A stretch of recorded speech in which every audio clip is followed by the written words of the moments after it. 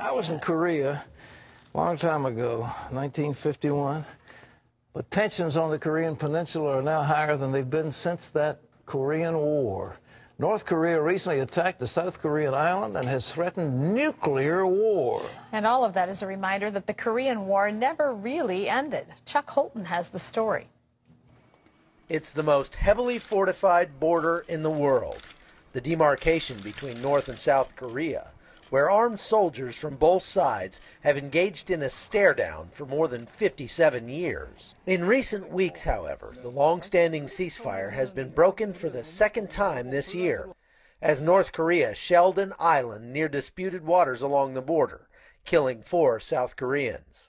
The United States condemned the attack, with Admiral Mike Mullen calling for China to exert more pressure on North Korea. We must sustain stability. I feel very strongly that it's important that the international powers focus on this, and particularly it's important that China focus on this. As the United Nations Security Council works the diplomatic channels, South Korea's government and military decided to move forward Monday with live-fire exercises near the disputed area. North Korea condemned the exercises and threatened further retaliation, sending those living in the area into air raid shelters. The metropolitan capital of South Korea, Seoul, lies just an hour's drive south of the demilitarized zone. Among the more than 10 million residents, the overwhelming call has been for stronger measures to deter the North Koreans. Nick Kim is a pastor at Ansan Christian Church in Seoul. When we heard the news, yes, we were very concerned about it. But the thing is, we had like a series of this kind of events, like even in this year. But this time we felt it was really serious. Possibly the strongest deterrent to the North's military intentions would be the more than 25,000 U.S. troops stationed across South Korea. Lieutenant Colonel Art Pace has been serving the troops here as chaplain for the last year and a half. The Korean War never actually ended, it simply stopped. And so we are still at armistice. So at this point, the soldiers coming here have a very real mission. And that mission is the protection of the Republic of Korea. For now, the residents of Seoul are going nervously on with life, which includes their Christmas shopping, while the UN continues emergency talks to try and defuse the situation. Chaplain Pace hopes Americans will remember to pray for those troops who are away from their families, standing in the gap in South Korea this holiday season. Chuck Holton, CBN News in Seoul, South Korea. Well, I, like you, have been to Korea. I've stood at the demilitarized zone, but you have served there.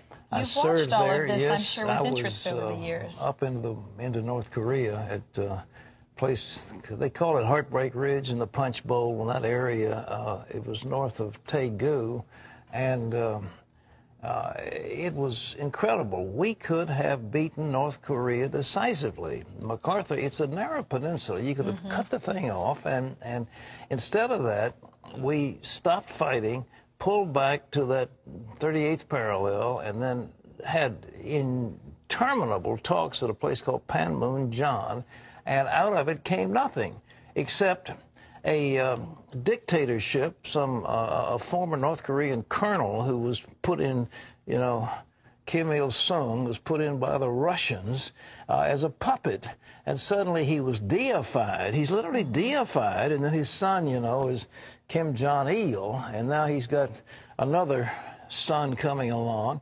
But it is the most awful society. But Terry, the total GDP of North Korea is not a great deal more than $35 billion. They're terribly poor, dreadfully poor, but they've gotten an atomic bomb. But so, what is this really all about? I mean, what's the message that's being sent here?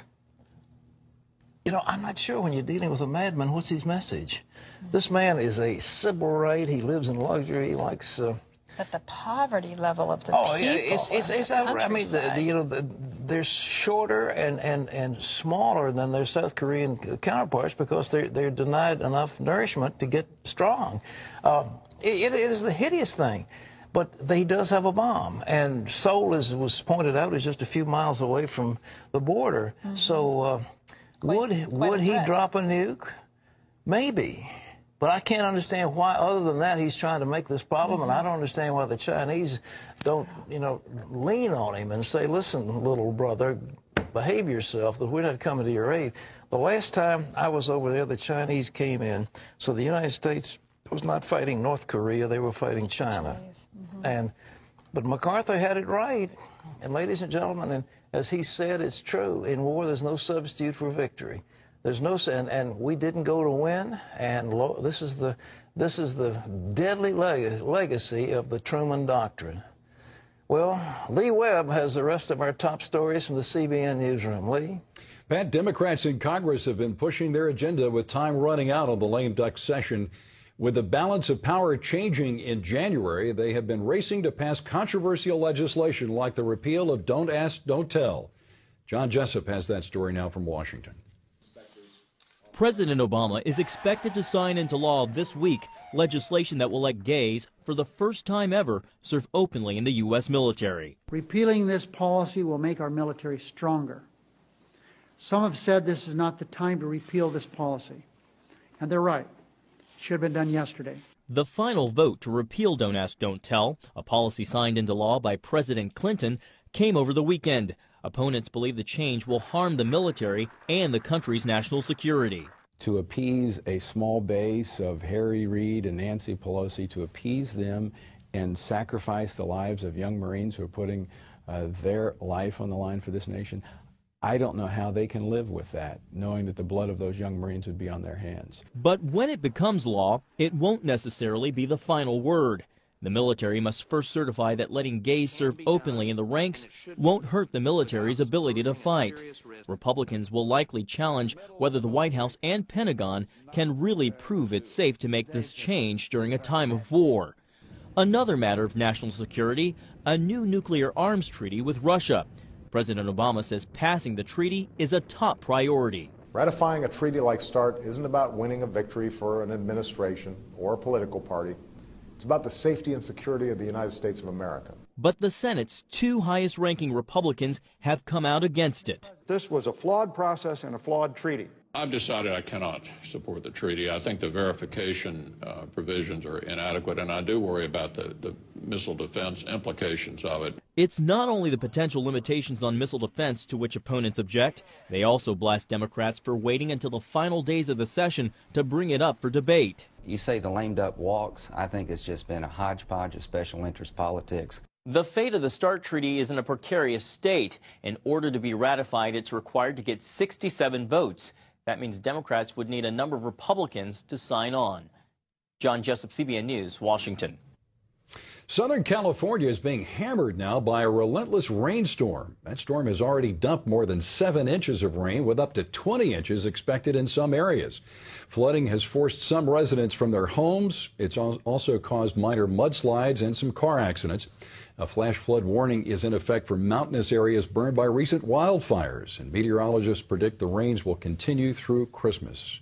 Pat, there was a song back in the 70s, "It Never Rains in Southern California." Don't believe that. Don't believe it anymore. Well, they call it the Pineapple Express. It's coming in from Hawaii and off the Pacific in these huge rainstorms. But this is nothing compared to what's happening in the continent. In Europe, the Heathrow's been shut down. The French airports, I believe, in Paris is shut down. They're having unprecedented amount of snow. Whatever happened to global warming, Lee? Iranian security forces are on high alert after the government slashed subsidies on food and gas. Sunday, the cost of bread doubled and prices for subsidized fuel quadrupled in Iran. Security forces flooded the capital to prevent rioting. The cuts are part of Iran's new economic plan to reduce costs in response to crippling international sanctions. The government plans to give about $8 to each citizen for 2 months to compensate for the increased prices. Later, we will take you behind the scenes with a man who has worked as a double agent in the ranks of Iran's most dangerous regimes. Jerusalem police now say the murder of an American Christian woman could have been a terror attack. The murder took place in a wooded area outside Jerusalem over the weekend. Chris Mitchell has that story. On Sunday, Jerusalem police discovered the bound and stabbed body of Christine Lucan. Forensics are working at the scene at the moment, and the investigation is continuing. Rosenfeld told CBN News so far no suspects have been arrested, and police are considering multiple motives, including a terror attack. Lucan disappeared Saturday after she and her friend Kay Wilson were attacked by 2 Arab men during a hike. Their disappearance sparked a massive manhunt throughout the night. Wilson was also bound and suffered many stab wounds, but managed to escape by pretending to be dead and then called for help. Wilson worked as a local tour guide. Lucan worked for a Christian ministry based in England and Israel. The attack and Lucan's death stunned her friends, family, and Israel's Christian and Messianic communities. We love Christine very much, and we'll miss her. And we mourn with her family. David Pileggi is the rector of Christ Church in Jerusalem who knew Lucan. Christine was a woman who had a very infectious love for God. When you were around Christine, you couldn't help but love the Lord more.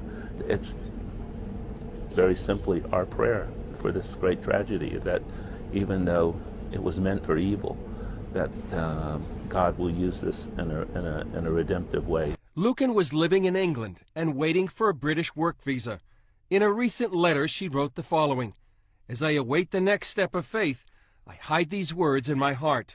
From a poem written by Minnie Louise Haskins in 1908. "Go into the darkness and put your hand into the hand of God. That shall be to you better than light and safer than a known way." Chris Mitchell, CBN News, Jerusalem.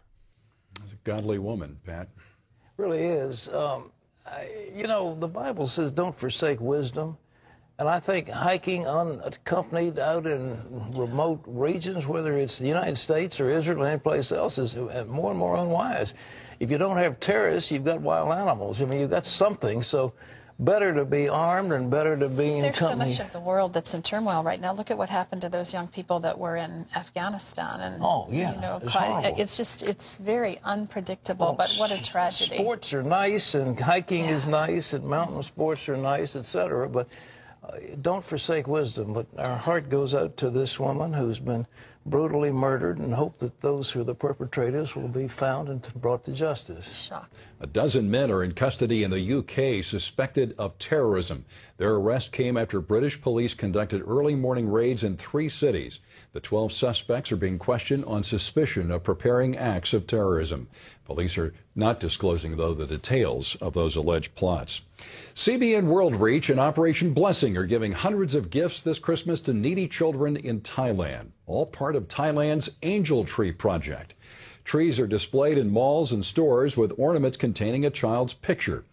People can take the ornament in exchange for leaving a gift for the needy child. This is the 10th year that Operation Blessing has worked with area schools and churches in Thailand to collect gifts. At distribution events, people can play games and win prizes, and the gospel message is shared.